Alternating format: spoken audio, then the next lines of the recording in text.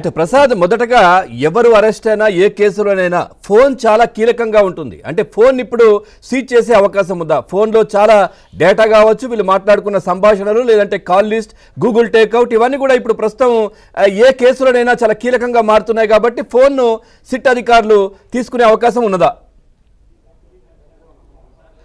అవును పవన్, ఎందుకంటే ప్రధానంగా ఇప్పుడు ఫోను అనేది ప్రతి ఒక్కరికి కూడా అవసరం, అంత ఉపయోగం కూడా. ఈ నేపథ్యంలో ఏది ఉన్నా కూడా ఫోన్ ద్వారా, అది నేరుగా కాల్స్ కావచ్చు, వాట్సాప్ చాటింగ్లు కావచ్చు, సోషల్ మీడియా కావచ్చు, అలాగే సీక్రెట్ యాప్లు కూడా ఎన్నో వచ్చినాయి. ఆ యాప్ల ద్వారా కూడా ఎంతో రహస్యంగా మాట్లాడుకునే ఉన్నారు. అదేవిధంగా వీరిద్దరి మధ్య కూడా వాట్సాప్ చాటింగే కాదు, ఆ సీక్రెట్ యాప్స్ కూడా ద్వారా కూడా ఫోన్ కాల్స్ మాట్లాడుకున్నట్టు కూడా జనార్దన్ అంగీకరించాడు. ఏ యాప్స్ ద్వారా ఎంతసేపు మాట్లాడారు, ఏ సమయాల్లో మాట్లాడారు, ఎవరెవరిని పంపించారు అనే అంశాలకు సంబంధించి జోగి రమేష్ ఫోన్తో పాటు ఇప్పుడు ప్రధానంగా అతని సోదరుడు రాముతో పాటు అనుచరుడు మరో ఆరేపల్లి రాము, వీరు ముగ్గురికి సంబంధించిన ఫోన్స్ కూడా ప్రధానంగా స్వాధీనం చేసుకొని అందులో కూడా మొత్తం సాంకేతిక పరమైన పరిజ్ఞానం ద్వారా మొత్తం డేటాను కూడా బయట తీసుకున్నాం.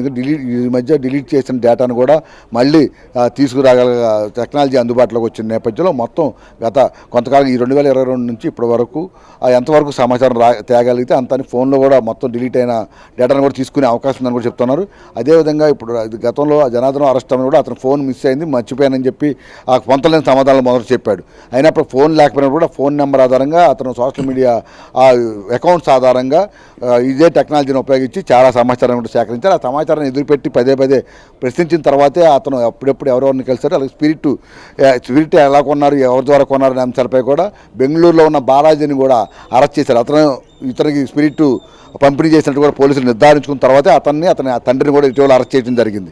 అదేవిధంగా ఇప్పుడు జోగి రమేష్కి సంబంధించి కూడా ఇదే సాంకేతికపరమైన పరిజ్ఞానం ద్వారా మొత్తం ఇతని ఫోన్ ద్వారా అతను ఎన్నిసార్లు చేశారు, లేదా ఇతని నుంచి ఎన్ని కాల్స్ వెళ్ళి, ఎటువంటి ఇద్దరి మధ్య కూడా ఈ మెసేజ్లు కానీ వాట్సాప్ ఇటువంటి సోషల్ మీడియా వేదికలుగా లావాదేవీలకు సంబంధించి, ఇలా బ్యాంక్ అకౌంట్లకు సంబంధించి, ఇట్లా అన్ని అంశాలకు సంబంధించి కూడా పూర్తి ఆధారాలు సేకరించిన తర్వాతే అరెస్టుకు సంబంధించి ఈరోజు అధికారులు నిర్ణయం తీసుకున్నారు. ఇప్పుడు ప్రస్తుతం గురునానక్ కాలనీ ఎక్సైజ్ శాఖ కార్యాలయంలో అతను విచారిస్తున్నారు. విచారించే ముందు కూడా మొదటి నుంచి ఏదైతే చెప్తున్నారు జోగి రమేష్, అదే మళ్ళీ ఇప్పుడు కూడా చెప్పారు. రాజకీయ కోణంలో కూటమి ప్రభుత్వం తను టార్గెట్ చేసుకుని ఉద్దేశపూర్వకంగానే అరెస్ట్ చేయించిందని చెప్పుకొచ్చారు. తాను కోర్టులో కేసు వేసినప్పటికీ కూడా ఈరోజు అకస్మాత్ నేను హైకోర్టులో పిటిషన్ వేసినందువల్ల ఈరోజు తను అరెస్ట్ చేశారని కూడా చెప్పారు. ఎక్కడ తన పాత్ర లేదని చెప్తున్నారు. కానీ అధికారులు మాత్రం అతని పాత్ర ఉంది, అదే సందర్భాల్లో జనార్దన్ అతనే ప్రోత్సహించాడు, అతనే అండగా నిలబడ్డాడు. గత ప్రభుత్వంలో అతని హయాంలోనే ఎక్కడ దాడులు జరగకుండా నివారించే విధంగా అధికారులపై కూడా ఒత్తిడి తెచ్చి మరి 2-3 సార్లు పట్టుబడినా కూడా సరుకు పూర్తిగా వదిలించే విధంగా అన్ని రకాలుగా కూడా అతను అన్నదండగా ఉన్న నేపథ్యంలోనే ఈ మొత్తం వ్యవహారం నడిపినట్టు జనార్దన్ చెప్పుకొచ్చారు.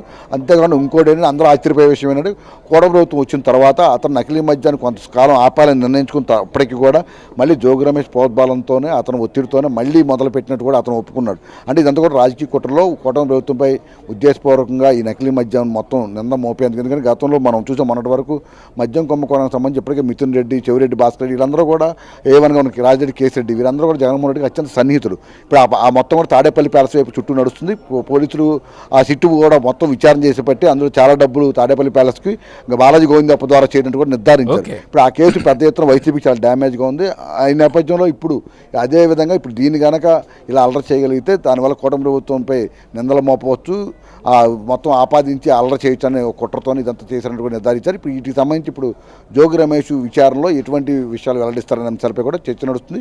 ఈరోజు సాయంత్రానికి అతను విచారణ పూర్తి చేసిన తర్వాత అధికారంగా అరెస్ట్ చూపించే అవకాశం ఉందని చెప్తున్నారు Pawan. Right, thank you Prasad, thanks for the updates.